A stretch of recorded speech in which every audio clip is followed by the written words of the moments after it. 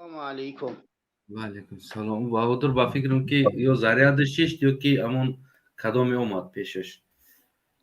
چیکار من باز برادر بهادر اگر ثبت ما را اگر صحبت ما را گوش کند، اولین درجه درد عشق چانسوز است و تنگوداست. هر یک شخصیتی که واقعا وطن دوست است، ملت دوست است، واقعا دلش میتپد. برادر بهادر جان، در درد خودت شریک هستم. خودم از منطقه کولابم برادر جان. امروز حضرت باید تمام یا مینوت دوستم حضرت ایشون کمتر کنترل که من اکران ما میکشم شما چکنین من وزی با میدرم داخلش من ویدیو ما میکشم.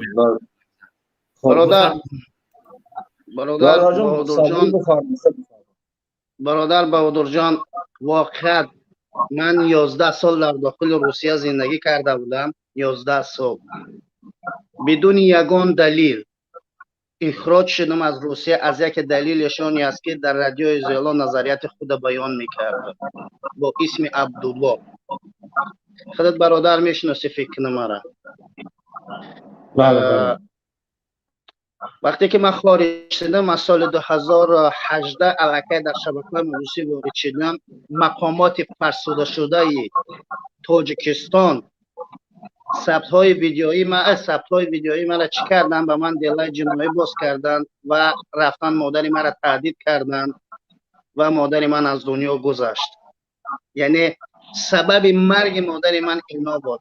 سنه امی 2 ماه پیش بود، ماه سپتامبر مادر من از دنیا گذشت که در جنازه مادرم اشتراک نکردم. برادر عزیز، شرم، خجالت یگان چیز نکش. اگر وضعیت مالیت ترود نباشد، وضعیت مالیت من میفهمم. اینا رو من دیده، سرگذشت من هست. من زندگی کردم و هنوز هم دارم زندگی میکنم تو این سرگذشت. اگر وضعیت مالیت خراب باشد، یک کیوی کاشلاک باز کن بدون خجالت. گوش کن برادر، صبر کن. نه صبر کن. بدون خجالت یک کیوی کاشلاک باز کن. من آمادم که با انداز توان خود پرداخت میکنم و بچه هم پرداخت میکنم. یعنی پول ادوکت هم میتونی پیدا کنی. او را برادر در طول برادر در هماهنگ میشیم، او مسئله را حل میکنیم. فقط برادر فیسبوک شامل برادر اصلا فیسبوک شامل برای دوستان و نمره واتساپ شما فیسبوک شامل فیسبوک داره برادر بهادر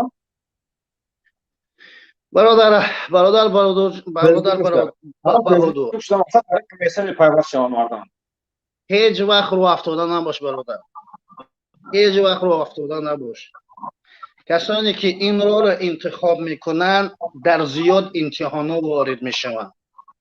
یکیش به تهدید، دیگرش به گرسنگی، سومش باشد به عبور کردن مرزها و راههای شدید. وقتی که هدفت مشخص و معین باشد حتما به آرزوت میرسی. یعنی رو افتاده نباش. در درد تو من شریک هستم و درد تو رو من احساس میکنم. چیزی گفتن ندارم. همه اون نامردی که دست به سوی تو بلند کرده هست حتما اینا همش یک ارزشی هست. اینا ارزشمندن. این چیزا انشاءالله به هدفت خواهی رسید. اگر راهی که مشکلات نداشته باشد معنی ندارد. راه بدون مشکلاتش زیباست. آخرا من سخن میگم میرم برادر اگر اجازت باشد. بفرما برادر. خصوصا به برادر که بهادر میگم. برادر بهادر، واقعا درد تو درد من است. حالت تو من زندگی کردم. حالت فیزیکایی نبود، دیگر حالت روحانی بود، فکری بود. یعنی اینا همش گذران است. انشاءالله همش میگذرد برادر. رنگی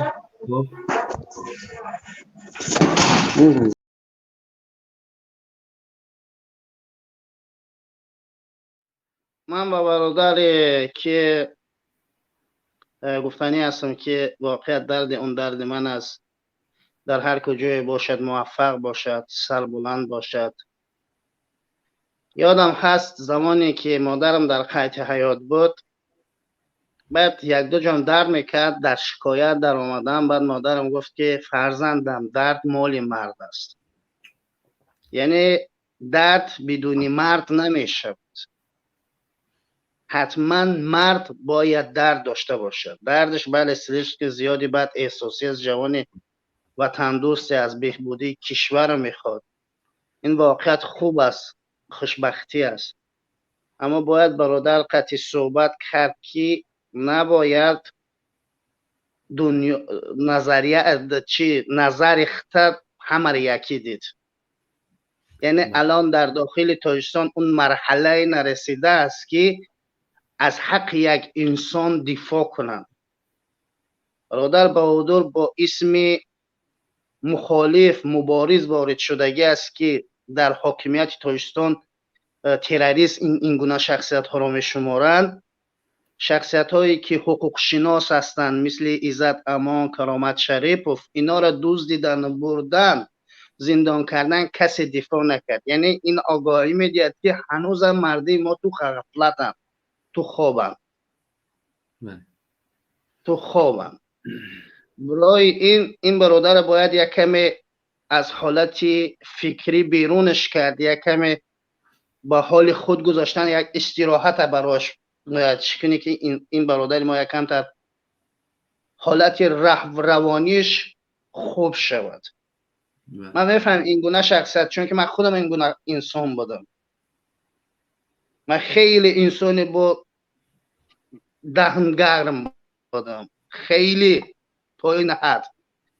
وقتی ساعت زمانه وقت به من امکانی عوض شدن داد و الان من تاجیکستان در کدام حالت میتونم ببینم که قدم من در خاک تاجیکستان میذارم، در آن حالتی که نظریت فرهنگی انسانی مردم احساس کند که ما انسان هستیم، ما غلام نیستیم که هم اندازی هم اقتصاد تاجیکستان قوی کنیم، هم شتقدی در دهن بزنن خاموش بشیم.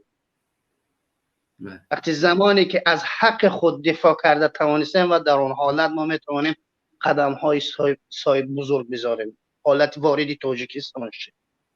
تشکر. باید حتما به این برادر در تماس شد، صحبت کرد، حالت روانی. این شخصیت ها را من خوب میشناسم، میدانم حالت پسیکولوژیشون به نهایت ضعیف شدگی هستند. باید یک حالتی آرامش پیدا کنند. اینا خیلی وطن دوستند، اینا خیلی جوانهای بزرگند. هر یک شخصیت رای اینا را گرفته نمیتواند. حتی عالم هایی که در داخل تاجیکستان ما داریم، عالم های بزرگ دارن از جهت شاید علمی، مدنی، از جهت علمی چه دنیوی شاید وسیع‌تر بزرگتر فکر کنن از ما، همه دل گرده مثل من این برادر ندارد که در این شبکه برآمده صحبت کند بگه که آقای رحمانوف سیاست تو فرسوده شده است.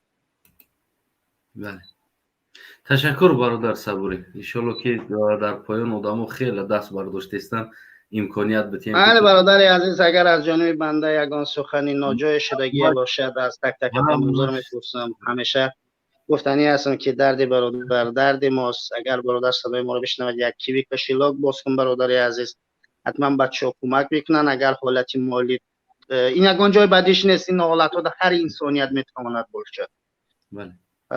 باز کن و پول دیگر پول هموچیات درست کنن، بتوانی یگان وکیلی بهتر بگیری، نه وکیلی که مثلا حق خودش ندونه.